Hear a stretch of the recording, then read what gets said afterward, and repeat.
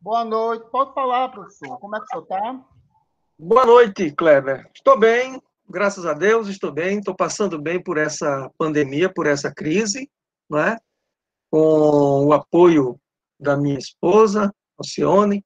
Estamos aqui em casa, trabalhando sempre, nos ocupando para evitar qualquer problema de depressão, qualquer problema de doença. Graças a Deus, estamos bem. E você, como é que anda? Eu estou bem à medida do possível, porque, diferentemente de algumas coisas, eu também estou nessa rotina de aula remota, ou EAD, como falam, e estou com meus alunos de educação básica. Se bem que Pernambuco está sinalizando um retorno presencial, mas a Uhum. gente ainda vê picos de contágio em muitas partes do estado, porque uma coisa que é de fato verdadeira, essa doença ela veio para ficar e ela não se manifesta como a gente espera que ela se manifeste. Ela tem, digamos assim, fluxo próprio, né? Exatamente, exatamente. Mas com fé em Deus, nós vamos vencer isso daí, tomando as precauções. É hora de os governantes, todos eles, não ficarem só nos discursos, né? E não ficarem brigando entre si. É hora de atuar de uma maneira séria em favor da população. Se há um momento em que o Brasil precisa disso, é agora. Exatamente agora. Professor, eu só peço Pois não. que a questão da luz está bem. Desculpa, a Hum. luz está bem no rosto do senhor, o senhor está quase sumindo. Se eu fizer assim, melhora? Se Deixa eu eu fizer só. assim, melhora? É porque a luz está exatamente atrás de mim. Se eu fizer desse modo, eu tiro a luz de cima de mim e fico, talvez seja melhor. O que é que você acha? Deixa eu só. Pronto, ficou melhor assim. Ficou melhor, né? Ficou melhor. Pronto. É Esse porque na posição que eu estava, tem uma luminária, aliás, a única luminária da biblioteca, que eu estou na minha biblioteca, está em cima, bem em cima de mim. Aí eu mudei aqui um pouco a posição para tirar esse foco da luminária de cima de mim. eu vou pedir Se desculpa. ficasse. Vou pedir desculpas porque assim, né? A questão de que as nossas casas não são estúdio de gravação, né? A gente tem que se virar nos 30 É, nesse processo todo. é isso mesmo. É isso mesmo. E aqui é onde tem uma luminosidade melhor na casa. Bom, Uhum. eu vou apresentar ao senhor o meu. Por onde eu tive contato com os Miseráveis, essa edição aqui. São 3 volumes, né? É uma Sim, edição antiga, né? Círculo do Livro, deixa eu ver aqui. A tradução foi de Carlos dos Santos, né? E ela sim, é de mil. Deixa eu ver aqui se eu pego, porque essas edições são dos anos 70 aqui. 1978, né? uhum. É uma edição muito bonita, é uma capa amarronzada, não é cor, é material sintético. Foi onde eu tive Uhum. contato com o texto de Os Miseráveis, de Vitor Hugo. Não como o Sim, senhor que já leu pois no não. francês, né? Porque eu acho que o senhor tem essa habilidade, eu ainda não tenho. Uhum. E eu queria entender um pouco, porque assim, o que é que me motivou a fazer esse diálogo com o senhor? Além dessa referência literária que o senhor tem, foi meu professor na minha formação. Assim, tenho muitas contradições, eu logo dizer aquela assim, eu tenho grandes contradições com o senhor. Mas eu Normal. eu conversando com outros colegas, eu digo, as contradições que eu tenho de Milton não me deixam de admirá-lo, pelo contrário. Eu tenho uma profunda admiração pelo professor Milton Marques Júnior. Muito É um dos obrigado. melhores professores do curso de letras da Universidade Federal da Paraíba, não pelo currículo, mas pela paixão que o senhor tem com a pedagogia da literatura, das artes. Então, o comprometimento que o senhor tem com o seu trabalho, independentemente de qualquer coisa, é o que tem que ser, inclusive, registrado, professor, porque são mais de Muito 30 obrigado. anos de carreira e a gente tem que, de fato, ter o privilégio de ter o senhor conosco, né? E esse ano, apesar desses problemas de pandemia, o senhor conquistou de maneira meritocrática, mais que merecida, uma cadeira na Academia Paraibana de Letras, né? Já Sim, tarde, na foi, minha exato. opinião. E eu acho que o Mas senhor o tardio foi a opção minha. foi, né? É, Foi. Mas foi, Eu na minha relutei opinião, bastante. mas Eu foi relutei tarde, bastante. foi tarde. E o que me motivou essa construção aqui, apesar de eu dar aula para os meninos de terceiros anos, foi que eu fiquei copiando todos os textos que o senhor publica no Face. Copiei, coloquei no Word para ler depois. E o senhor teve uma apoteose, é uma das poucas pessoas que fazem o Facebook valer a pena, que é Obrigado. sobre os miseráveis. Isso, é sobre os miseráveis. Então, leituras bem pontuais, pontos, inclusive, assim, de maneira bastante contundente, quase apontamentos de aula. Eu queria que o senhor expusesse esse livro com relação ao Dom Carlos Murrim, sim, porque eu fui cobrado para ter esse momento também como uma aula minha, Sim. por uma coisa mais voltada à literatura, a uma referência literária brasileira. Mas, enfim, Os Miseráveis, professor, a gente que leu essas edições, né, tem uma mais recente, agora publicada, se eu não me engano, é da edição, eu não sei se é da... Tem uma da Cossack Naif, tem uma Exatamente. tradução da Cossack Naif, e tem uma tradução da Martin Claret. Sim, a da Martin Claret também, Da né? Martin Claret. Há duas traduções mais recentes dos Miseráveis em português. Não é? E em um volume só. Em um volume só. E o senhor numa das suas anotações no Facebook, eu não sei se o senhor fez essa analogia do texto, mas uma das analogias lembrou-me muito textos semelhantes de constituições e da Declaração Universal dos Direitos Humanos. Eu achei bem interessante isso. E o senhor coloca que o Victor Hugo, nesse romance, é um romance de gerações, né? Uhum. Ele, na realidade, está preocupado em relatar ou denunciar o mal do homem contra ele mesmo. E eu queria que o senhor me desse essas informações e me pudesse compartilhar isso com outras pessoas, porque esse vídeo vai ser colocado no YouTube posterior. Pois não. Eu vou me basear sempre, para Os Miseráveis, na minha edição, na edição da francesa, da Robert Laffont, das edições Bouquin. Essa edição aqui. Esse é o volume dos Miseráveis. É um volume só, em papel bíblia, e a edição que eu sempre uso, a que eu sempre recorro, porque é o melhor trabalho que nós temos sobre os miseráveis até agora. É um trabalho de professores das universidades francesas, fazendo a edição do livro.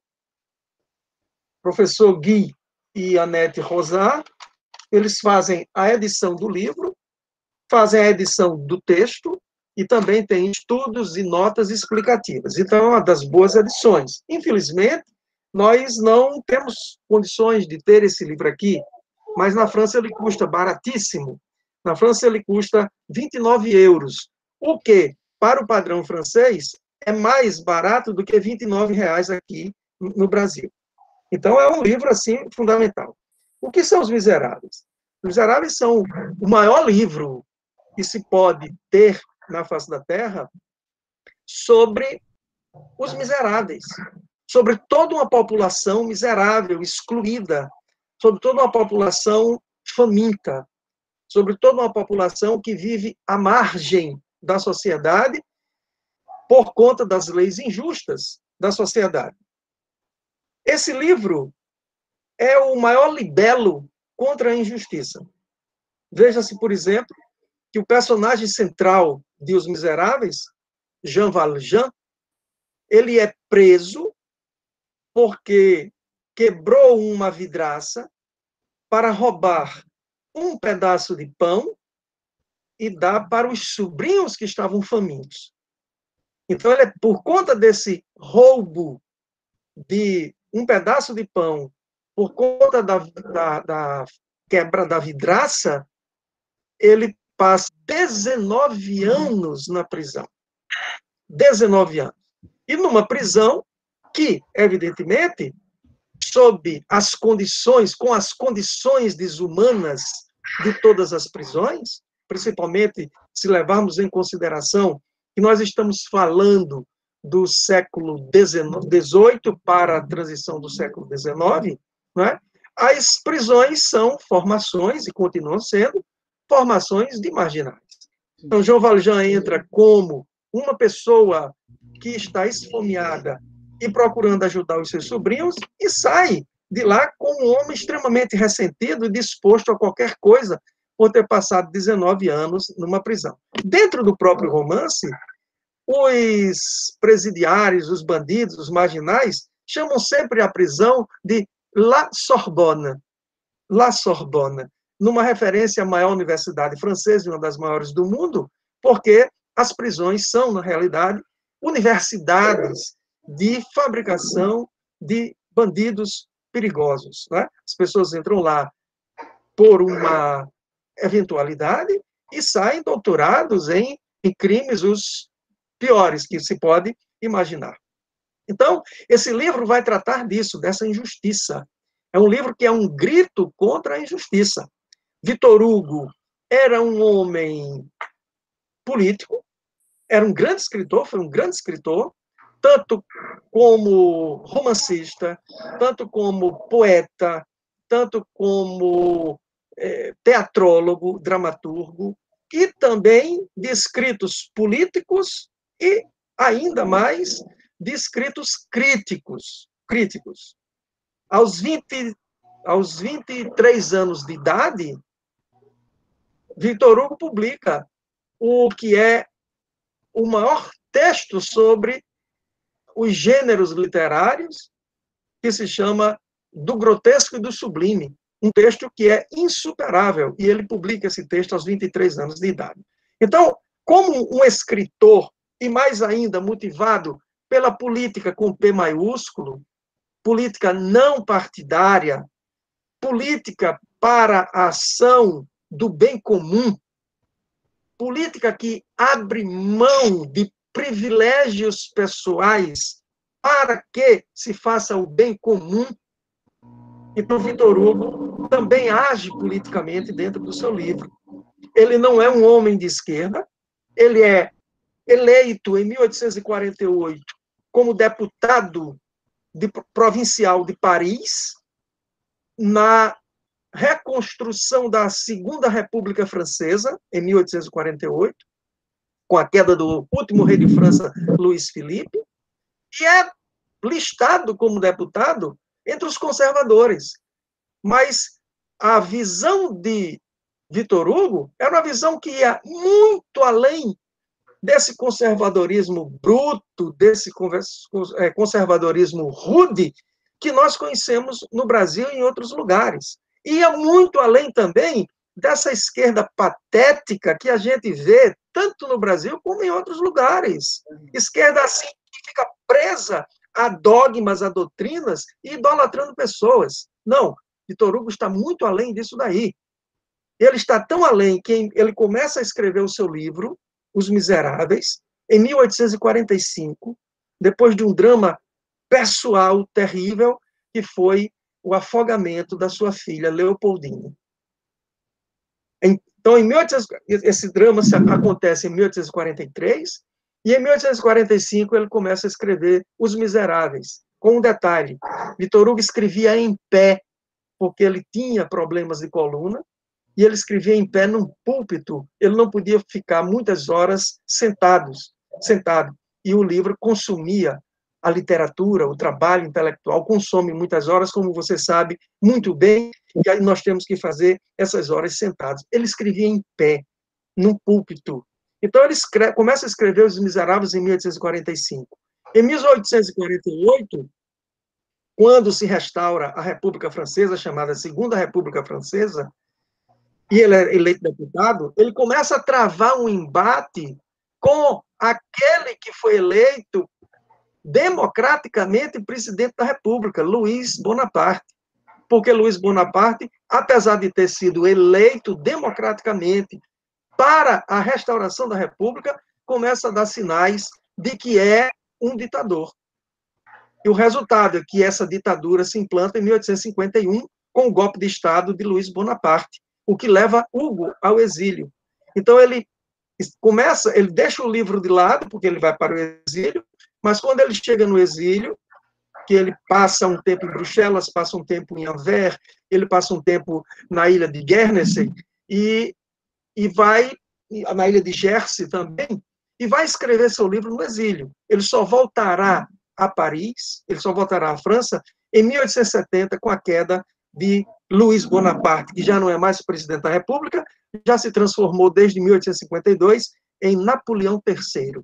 Então, o livro de Victor Hugo vai, de certo modo, encarar todas essas arbitrariedades que se cometem em nome da política. E essas arbitrariedades caem em quem? Cai sempre nas costas dos mais fracos, levando a uma legião de excluídos.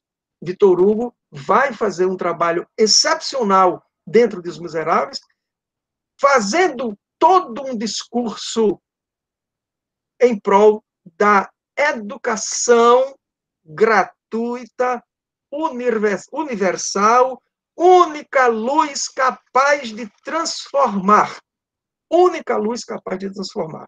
O discurso que ele faz a respeito da educação, de uma maneira transfiguradora que é própria da literatura, já está na sua atuação como deputado provincial de Paris desde 1848 a 1851.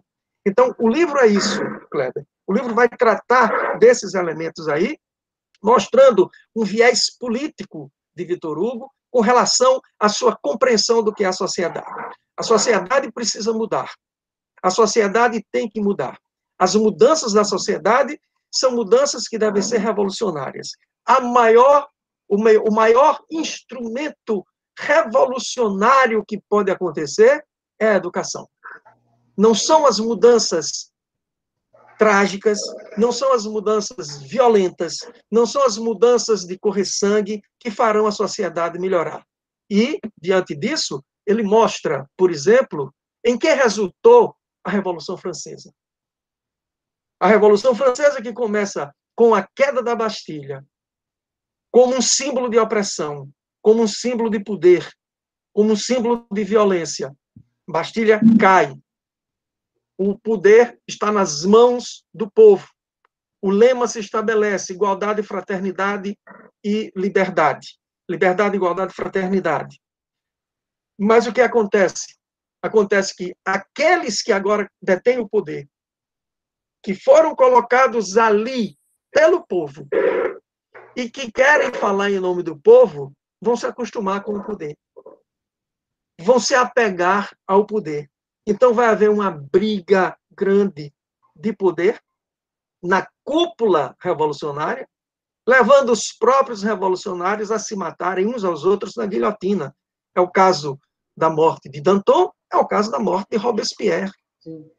Então, deriva para quê? Deriva para um estado de terror, a partir de 1793, que é título de um livro de Victor Hugo, de um romance de Victor Hugo, sobre essa fase de terror, 1793. E vai até 1795, com a ascensão de Napoleão. E aí é que entra Os Miseráveis. Os Miseráveis pega a ascensão de Napoleão, 1795, 1796, e vai até 1832. 1832, a história toda se passa nesse momento. É um momento para lá de revolucionário, porque pega a ascensão de Napoleão, pega o golpe de Estado do 18 Brumário, em 1799, pega o coroamento de Napoleão como imperador, em 1804, pega a Waterloo, a queda de Napoleão Waterloo, em 1815, e as duas grandes revoluções, ou as duas grandes revoltas que aconteceram em Paris para a queda da monarquia. A de 1830, que depois o rei Charles X, o penúltimo rei francês, e a de 1832, que tenta depor o último rei francês, que é Luís Filipe, mas não consegue.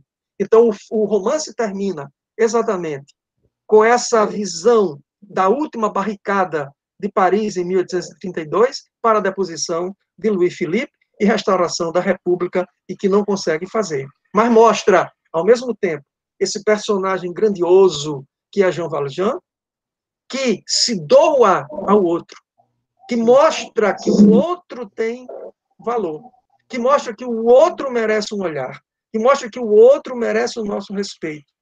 E o grande sentimento que norteia toda a construção dos Miseráveis é um só, irrecorrível, incontornável: o amor. Se não, a grande lição que Victor Hugo nos prega é exatamente essa. Se não houver amor pelo outro, respeito amoroso pelo outro, pelo próximo, não há nenhuma revolução que dê certo.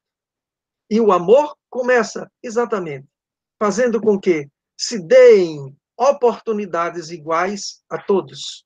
E essas oportunidades iguais a todos, elas vêm como? Através da educação.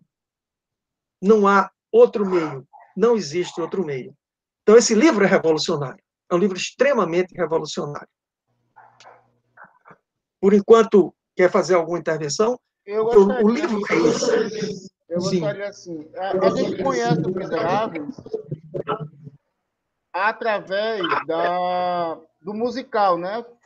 Inclusive já Sim. teve um remake em 2012.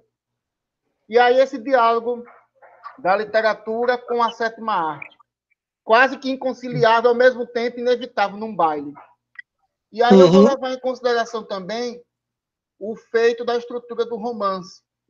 Certo. A gente observa, por exemplo, que o senhor já colocou aqui, deu uma introdução histórica, e há esses marcos históricos que o senhor coloca em todo o romance. Não se lê Os Miseráveis, nem na adaptação do... qual é o nome dele, meu pai? Do Valci Carrasco, até essas recentes, tem as demarcações históricas. Exatamente. Mas aí a gente observa também que a personagem... há uma questão assim, eu vou levar para uma ótica um pouco confortável para mim, mas não distorce.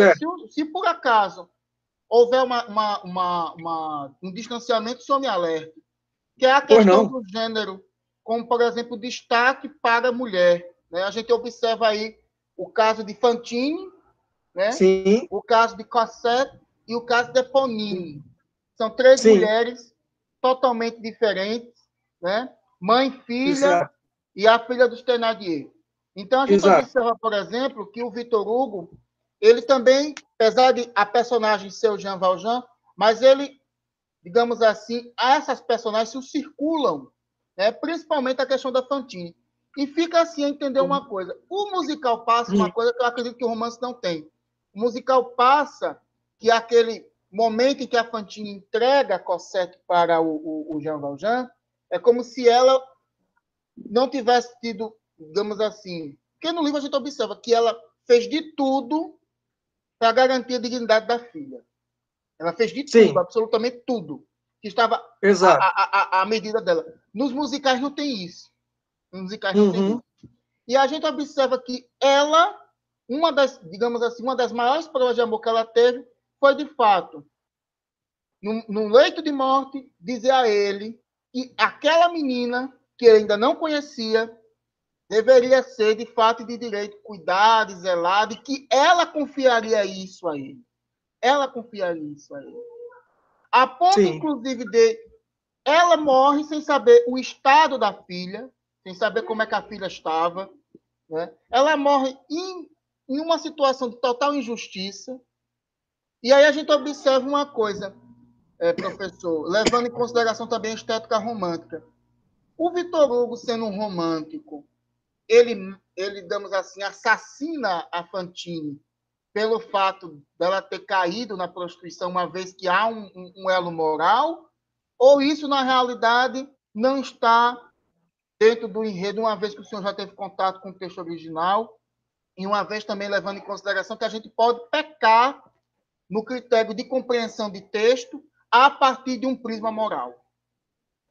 Certo, é uma boa pergunta. Eu lhe digo, por exemplo, que há uma preocupação de Victor Hugo com todos os seres humanos. Evidentemente que há uma preocupação dele também com relação à mulher, porque a mulher é o elo mais fraco, não é? Principalmente, estou falando do século dele, do momento em que ele viveu, não é?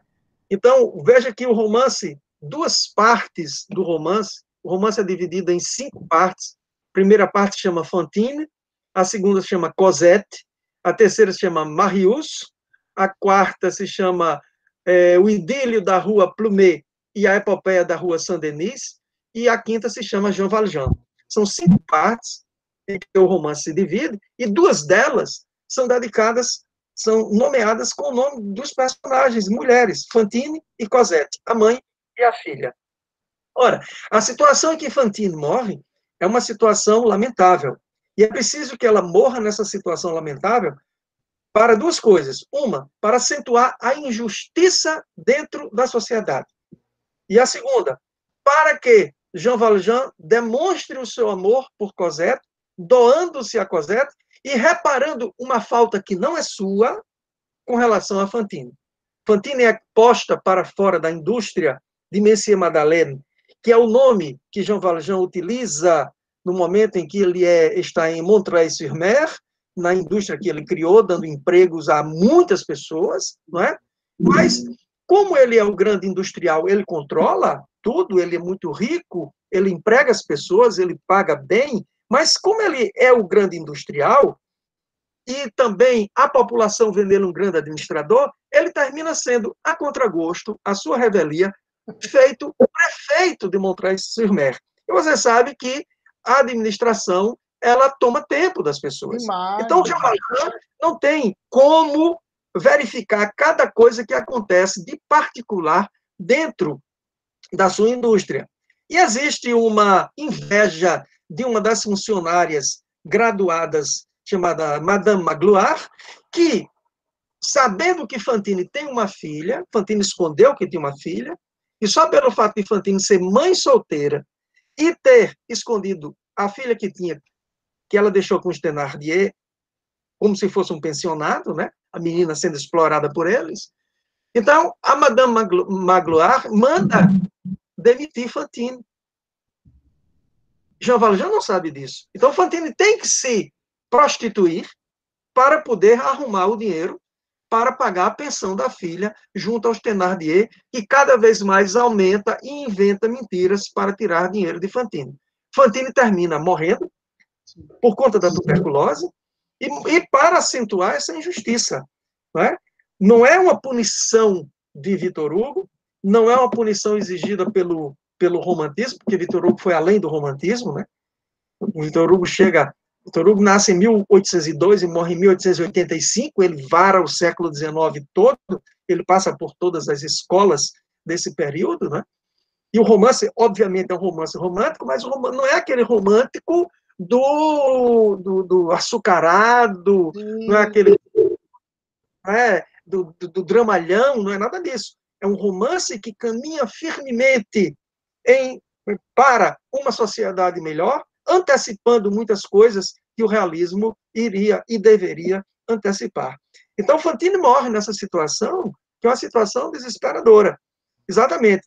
Jean Valjean, quando sabe dessa situação de Fantine, antes dela morrer, porque ela é levada à prisão injustamente por uma denúncia de um cidadão que agrediu e disse que foi agredido por ela, então Jean Valjean a retira da prisão com a autoridade de prefeito, né, de Montreuil-sur-Mer, enfrenta Javert, que não sabe que ele é Jean Valjean, que Javert está em Montreuil-sur-Mer como inspetor de polícia, bota Fantine para o hospital sob as suas expensas, para melhorar, e promete a Fantine resgatar a menina do Thénardier.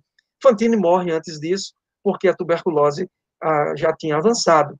Mas com a ilusão e quase com a certeza de que Jean Valjean vai trazer sua filha e vai cuidar dela.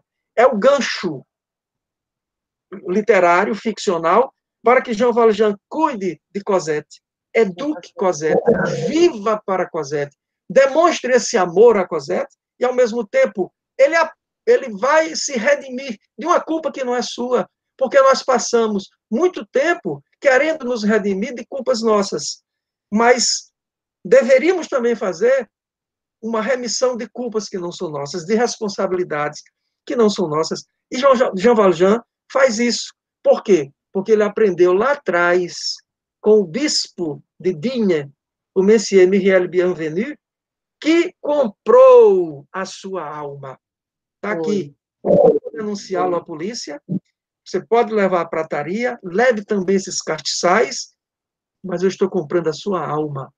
Então, com esse gesto de amor do bispo, que foi agredido, que foi roubado, Jean Valjean se transforma.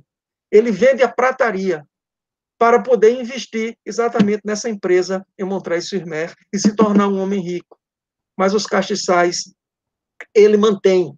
E são os castiçais, que no final é uma morte linda. No romance é linda, é uma transfiguração maravilhosa. São esses castiçais iluminados de um brilho espiritual que mostram a morte de Jean Valjean. Porque talvez você não saiba, mas Victor Hugo era espírita. E dentro do livro há também toda uma recorrência ao espiritismo. Toda uma recorrência dentro do livro ao espiritismo. De uma maneira, às vezes, velada, claro, para não chocar, porque o espiritismo chocou toda a sociedade, né? Principalmente a sociedade católica, Sim, mas ele era espírita. E o final da morte de Jean Valjean, nessa transfiguração da luz que emana dos castiçais, é de uma beleza inenarrável. Só um escritor como Victor Hugo, com a expressividade de Victor Hugo, é que poderia conseguir um efeito dessa maneira.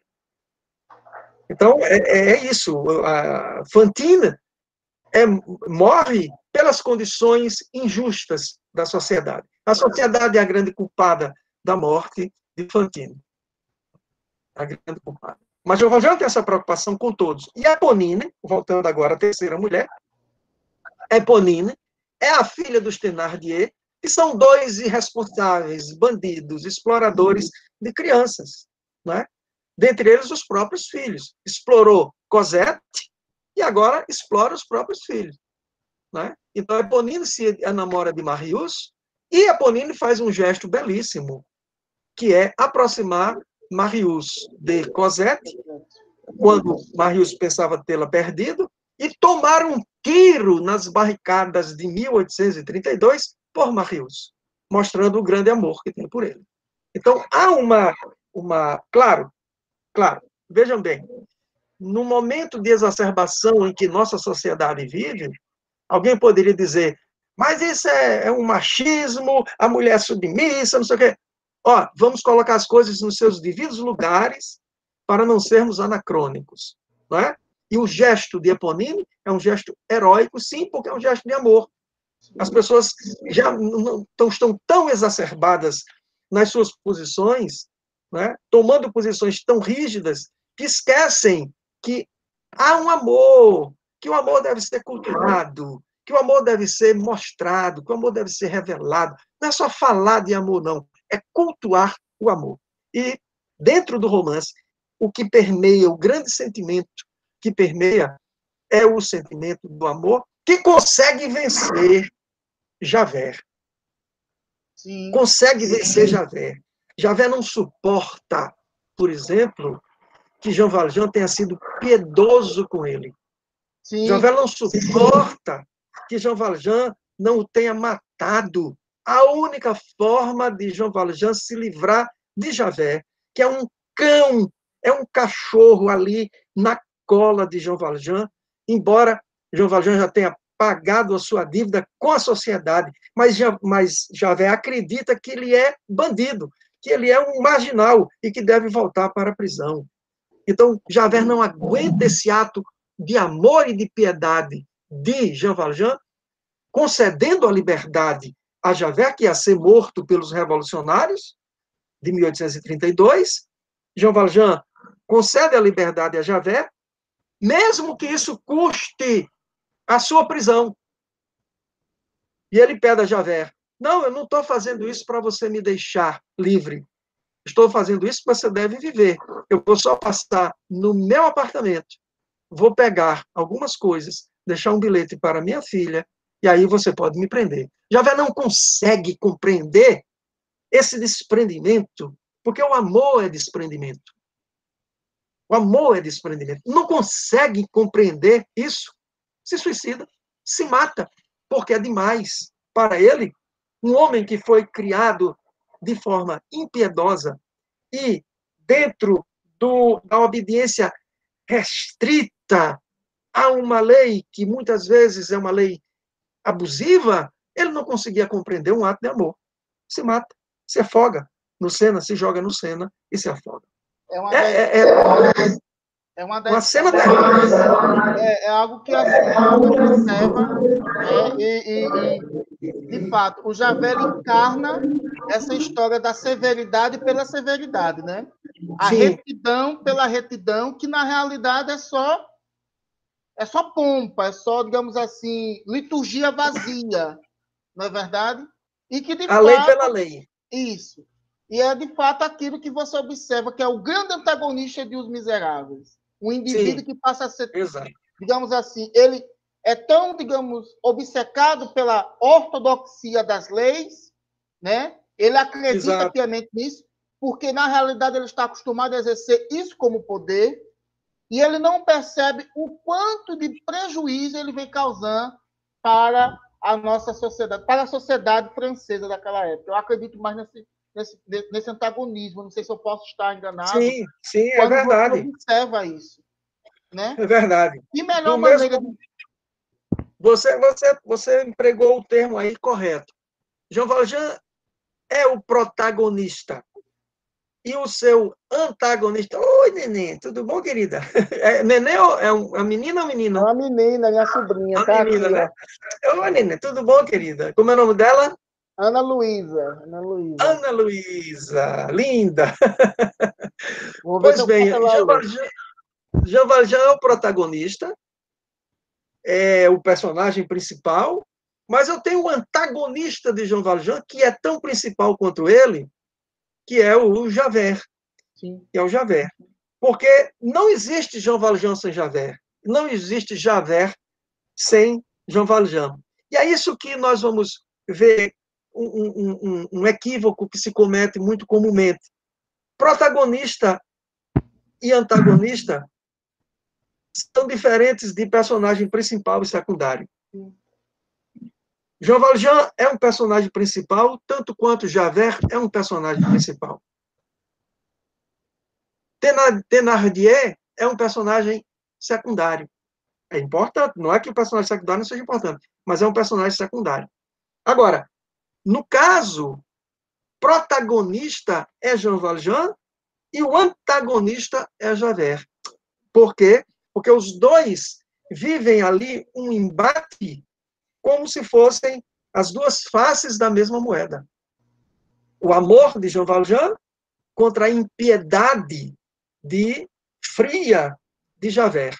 Sim. O homem dito fora da lei contra aquele que representa a lei mais rígida, a lei mais fria, a lei mais impiedosa, que é Javert. Então, há digamos, essa simbiose entre Jean Valjean e Javert, como se um fosse a face contrária do outro. Por isso, um é o protagonista, o outro é o antagonista, mas os dois são personagens principais do romance. Porque não há como se pensar na criação de um Valjean sem Javert. É impossível. É impossível. Eu acredito muito nessa dicotomia em si, digamos assim, nesse processo de fluxo. Inclusive porque Javert, ele está acompanhando Valjean desde a prisão. Não é verdade? Exatamente. Exatamente. E Exatamente. a situação... Sim. Pode falar, professor, pode falar, não continue. Não, é isso mesmo. Ele acompanha Jean Valjean desde o início. Desde o início.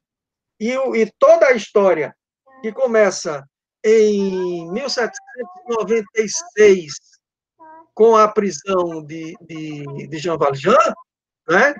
Ela só termina em 1832 com a morte de Javert. E Javert está exatamente em todo esse processo.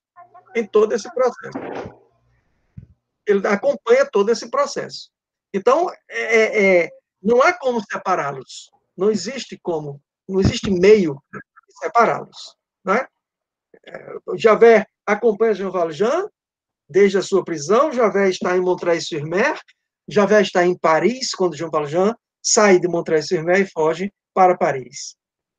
Né? E Javert vai reencontrar Jean Valjean no momento das barricadas de 1832, lá na Rue Saint-Denis, lá no centro, no coração de Paris, num bairro parisiense chamado Beaubourg, atualmente, mas que é o centro de Paris, ali, perto do Châtelet, perto de Notre-Dame, e assim por diante.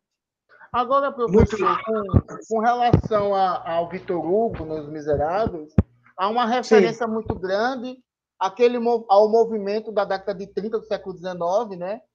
Voltado à questão das barricadas, a gente vê uma legião de jovens, o Marius, o Gavroche, que são personagens bem marcantes já nos fins do romance em si, o assassinato de Gavroche, que é bem, digamos assim, um dos ápices do romance, não sei se é o principal, né? Essa questão mais, digamos, com relação àquele movimento, digamos assim, de maior tensão política. Porque hoje a gente sabe que a França é o signo da cidadania do Ocidente. O senhor, como eu particularmente gosto muito da cultura francesa, mas o senhor tem um emergir, né? O senhor é batizado nessa questão, no seu texto o senhor vê essa questão muito forte. E aí eu queria que o senhor me situasse, por exemplo, esse movimento que está ali no final do livro, que vai, inclusive, digamos assim, ser o divisor de águas de uma França mais contemporânea, ou que vai se distanciar daqueles equívocos da Revolução Francesa, uma vez que na obra do Victor Hugo a gente observa essa reflexão pós-Revolução Francesa, que o senhor, inclusive, inicia esse vídeo, e como esse fato da Revolução, como o senhor coloca, de fato e de direito, nos consolida uma reflexão sobre uma sociedade. Hoje, digamos, com mais de 200 anos pós-revolução, quase 200 anos do romance do Victor, não, mas acho que é quase 100, mais de 100, não sei. Não é 1862, ele é publicado em 1862. Então, a gente vai ter, inclusive, 140 anos. 140 anos, certo, muito 140 obrigado. anos. Aí o que a gente observa é como que a gente vê essa atitude daquela situação já no fim do romance, e outra já um pouco velho, e os jovens tomando um certo protagonismo, inclusive com uma mudança de realidade social e política. É uma tentativa do Victor Hugo também dizer que essa sociedade deve mudar? Sim, claro, claro. Claro que sim. A gente pode observar que há três posicionamentos políticos dentro do romance. Há o posicionamento dos bonapartistas. Sim. Bonapartistas significa aqueles que defendem e apoiam a política de Napoleão Bonaparte, que é um ser, que é uma pessoa, que é um político que engrandeceu a França, apesar de os equívocos que cometeu, mas é um político que engrandeceu a França. Bonaparte é cria da Revolução Francesa, e Bonaparte lutou contra toda a realeza europeia, que queria de volta a monarquia absolutista. É a partir de Bonaparte que se pode falar de monarquia absolutista e monarquia constitucional. Porque a Revolução Francesa acaba com a monarquia absolutista. Mas é com Bonaparte que vamos ter a chamada monarquia constitucional, posteriormente, ele se torna imperador, etc, etc, etc, dá um código civil à França e engrandece a França. Então, há os bonapartistas do Napoleão Bonaparte, não é? O chamado Napoleão I.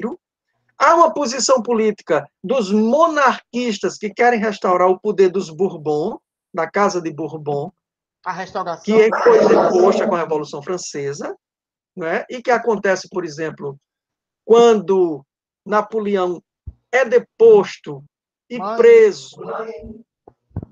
preso em Santa Helena após a derrota de Waterloo, a monarquia é restaurada com Luís XVIII, que é da Casa dos Bourbon, e também com Charles X, que é da Casa dos Bourbon.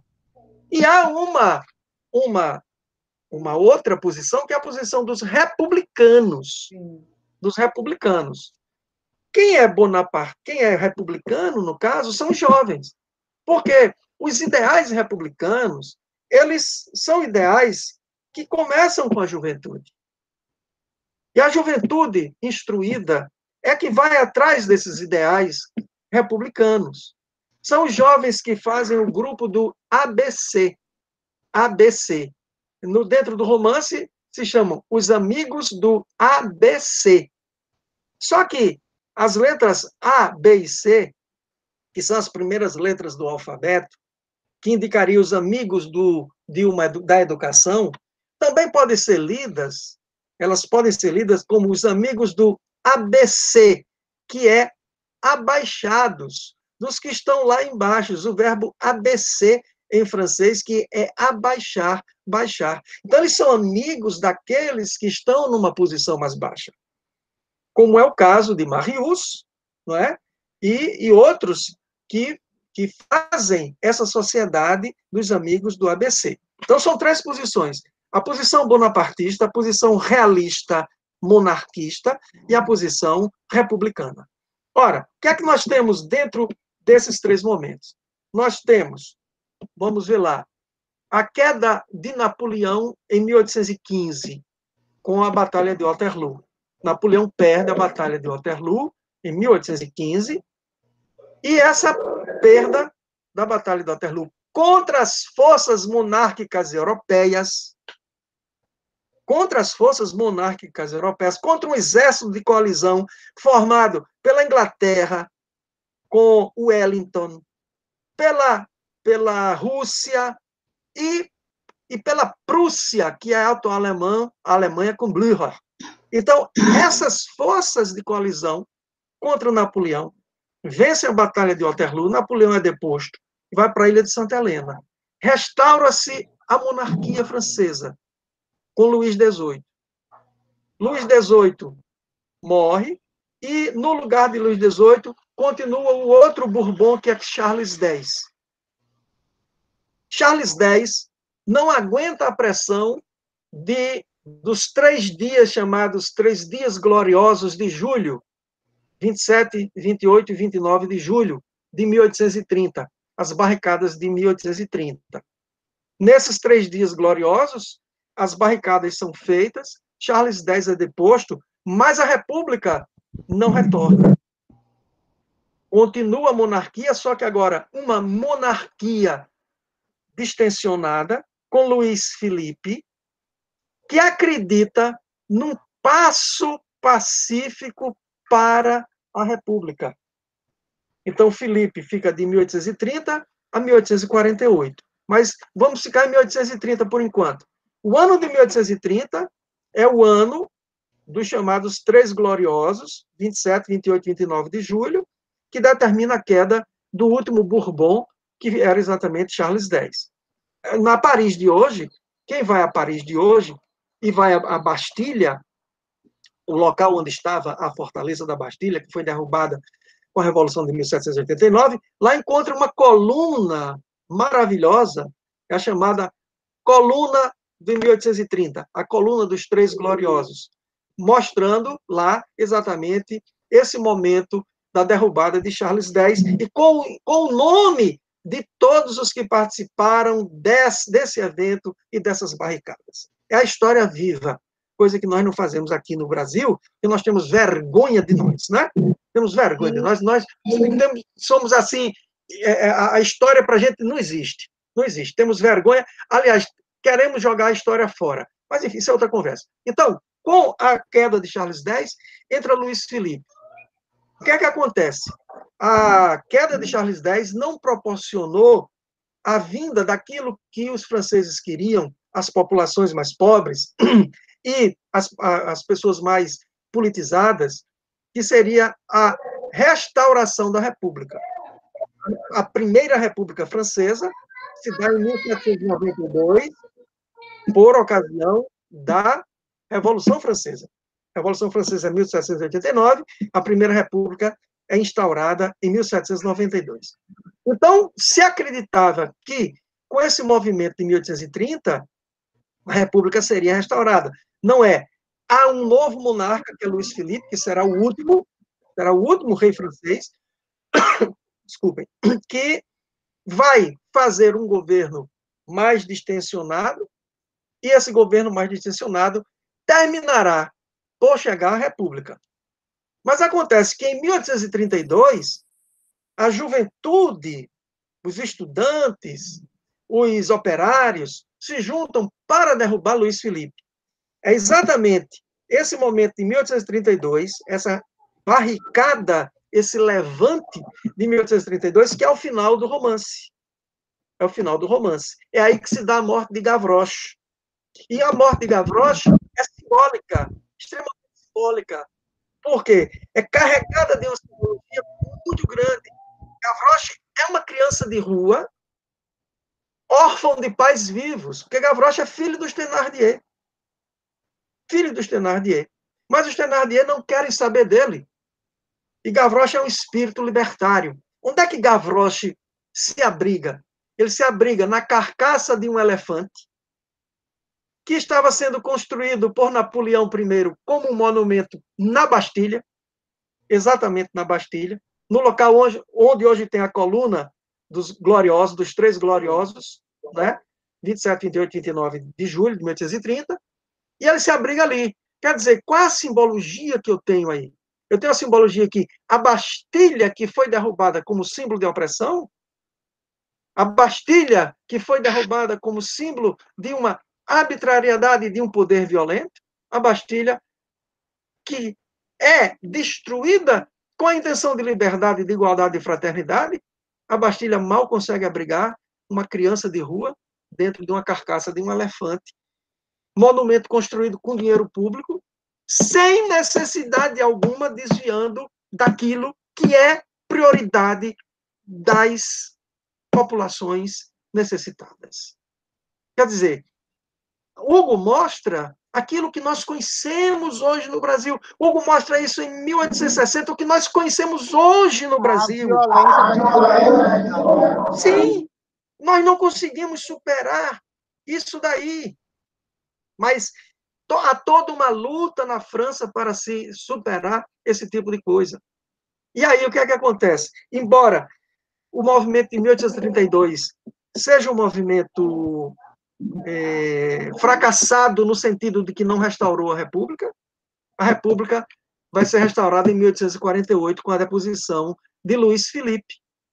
E ela é restaurada, a Segunda República Francesa, 1848, com a eleição de Luiz Bonaparte para presidente da República. Luiz Bonaparte trai os ideais democráticos da sociedade que o elegeu, dá um golpe, faz um golpe de Estado em 1851, e em 1852 ele se torna Napoleão III. Mas é um fraco, vai enfraquecendo a cada momento, e em 1870 ele é deposto, o que proporciona a volta triunfal de Victor Hugo para Paris, para a França e para Paris. Em 1870 ele é deposto, Luiz Bonaparte, ou Napoleão III, e aí se instaura a Terceira República Francesa. E daí em diante, a França se tornará republicana, só cedendo em 1940, quando houve a invasão da Alemanha à França, e se chamou a República de Vichy, que é uma vergonha nacional. A República de Vichy. Então, o romance vai mostrar todo esse movimento revolucionário e vai mostrando as sementes que são plantadas com esses movimentos revolucionários em prol de uma república e, sobretudo, em prol de uma educação. Eu repito, não há nada mais importante no romance do que essa luta de Vitor Hugo por uma educação universal, por uma educação que atinja todos, que traga luz para todos os miseráveis e que transforme a sociedade. É uma lição que está há muito tempo na França. É uma lição que Danton, revolucionário de 1789, já pregava na Assembleia de 1792, na Assembleia Nacional de 1792. Danton disse textualmente: a primeira preocupação depois da Revolução é com o pão. E depois do pão, a educação. Nós não aprendemos isto, Kleber. Não. Nenhum dos nossos governantes aprendeu isto.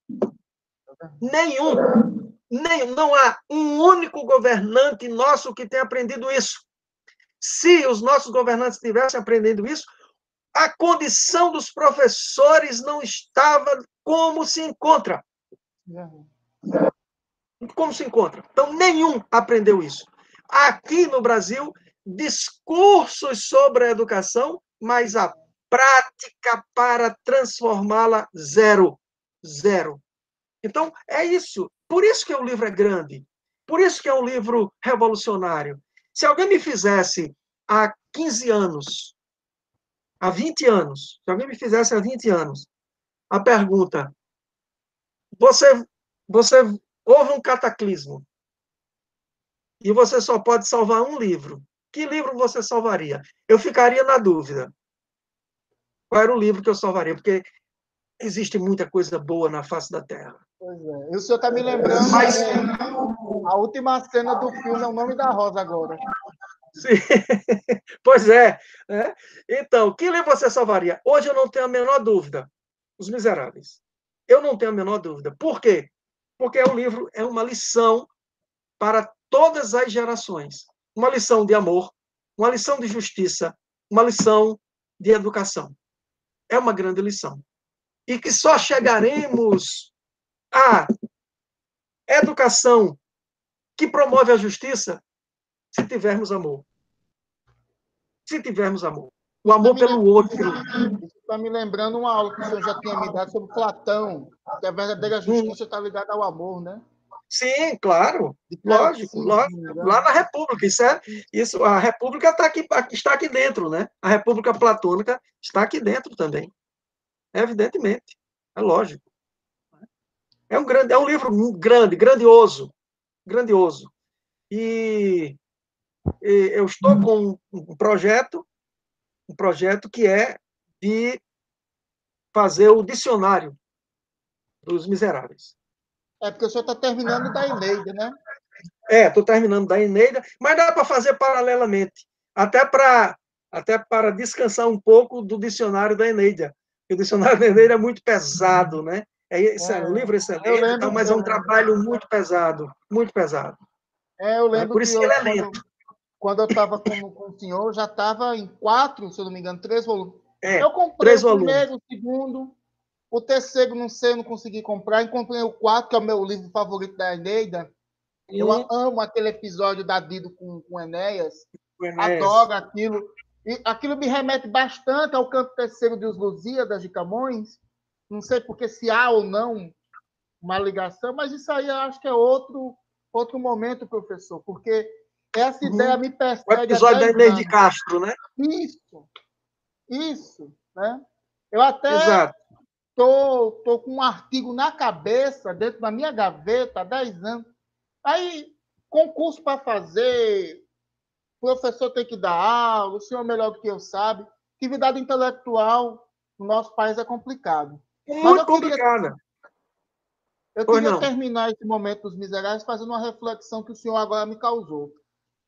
Quando eu fui nomeado professor de Pernambuco, inevitavelmente não é impossível de não lembrar do senhor, porque a Praça da República do Recife, onde fica o Palácio do Governo, tem um panteão de deuses pagãos, deuses grego-latinos. Eu acho que o senhor conhece, eu tenho certeza que o senhor conhece. Conheço, mas faz muito tempo que não vou lá. Preciso voltar. quando o senhor, eu já lhe disse, se o senhor, quando passar essa pandemia, dê uma volta para o Recife, o Gabinete Português de Leitura, Conheço. na ponte Maurício de Nassau, logo Nassau. com a Atena gloriosa, já substituindo Exato. os pórticos que eram do Recife. Rapaz, Uhum. outra coisa, o senhor sabe qual foi o melhor lugar, o lugar para mim mais, digamos assim, exegético do Recife? Onde o Frei Caneca foi executado.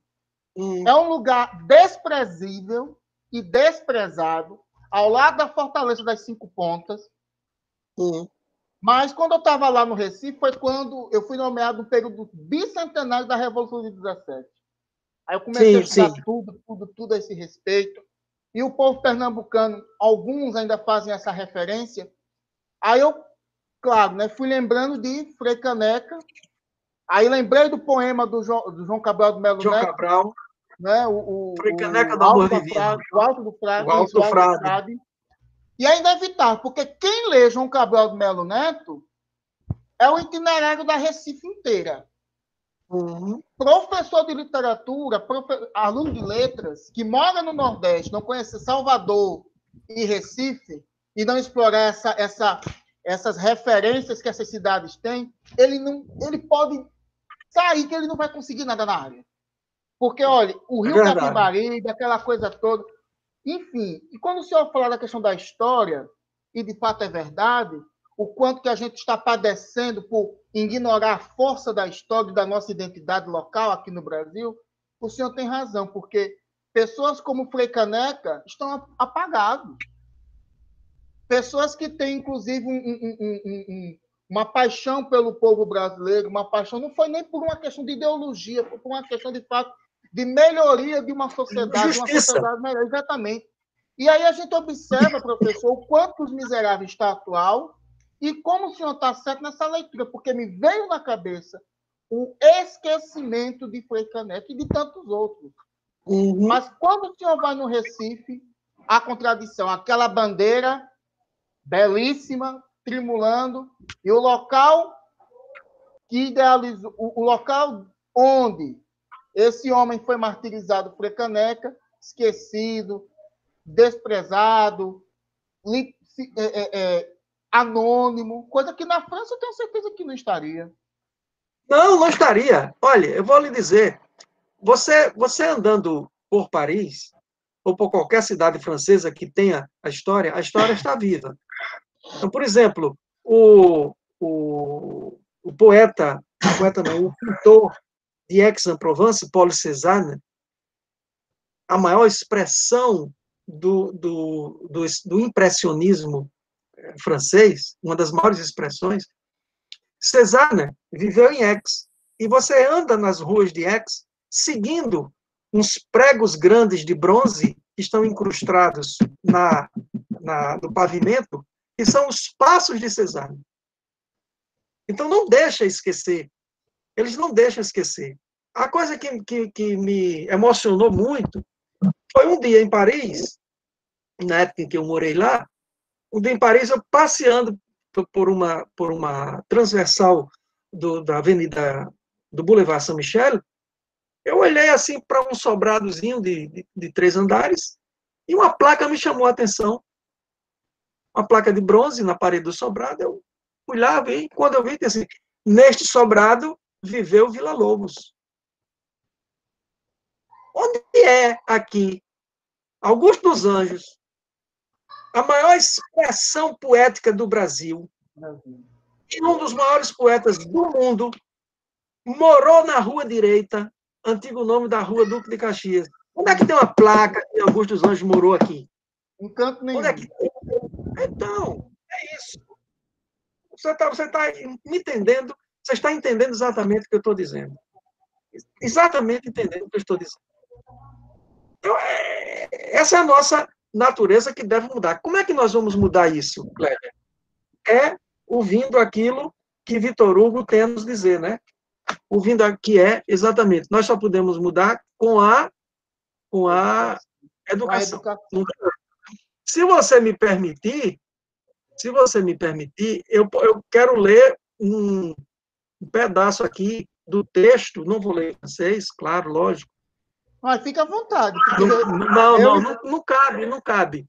Não cabe no momento. Eu quero ler para que ele seja entendido.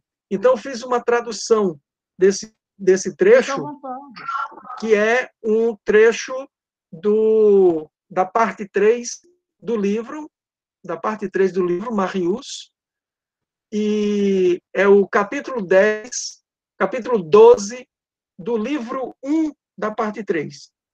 Né? Então, é um texto que é maravilhoso, que diz o seguinte: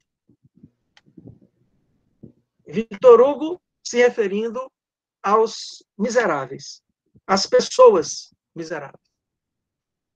Então, diz assim: eles não sabem ler. Pior, vocês os abandonariam por isso? Vocês lhes fariam de sua desgraça uma maldição? A luz não pode penetrar estas massas? Voltemos a este grito: luz! E nos abstinemos nele: luz! Luz! Quem sabe estas opacidades não se tornariam transparentes? As revoluções, não são elas transfigurações? Vamos, filósofos, ensinem, esclareçam, iluminem, pensem alto, falem alto, corram felizes no sol, no grande sol, fraternizem com as praças públicas, anunciem as boas novas, distribuam generosamente os alfabetos, proclamem os direitos, cantem as marselhesas, semeiem os entusiasmos, arranquem ramos verdes aos carvalhos, façam da ideia um turbilhão, olhem através do povo e vocês perceberão a verdade. Esta vil areia que vocês pisam com os pés, que se joga na fornalha e que ali funde e que ali ferve, tornar-se-á cristal esplêndido. E é graças a ele que Galileu e Newton descobrirão os astros. Olha que beleza. Olha que beleza. A saída é a educação. Não tem outra. Não existe outra. É exatamente um trecho sobre os despossuídos dentro dos miseráveis. Que vem de onde? Do pensamento dos jovens que fazem a sociedade dos amigos do ABC. Professor, eu vou até ficar encantado, porque é uma situação muito positiva, ficou, digamos assim, magistral, e vou agradecer ao senhor por essa exposição, certo? E assim, como está lá no roteiro, primeiro, né, a gente vai dar um tempo para beber água, essas coisas todas, e aí voltar para trabalhar o outro romance, mas de imediato ficou, assim, o senhor fechou de fato essa resenha oral, essa análise, podemos dizer assim, essa introdução à leitura de Os Miseráveis, porque na realidade a gente deu conta, mas o senhor deu conta de toda a estrutura e a estrutura temática do romance. Tá certo. Ok. Eu vou... 5 minutos? 5 minutos. Eu vou interromper a gravação, o senhor bebe água, e aí eu volto de novo. Pronto, ok. Tá certo. Tá certo.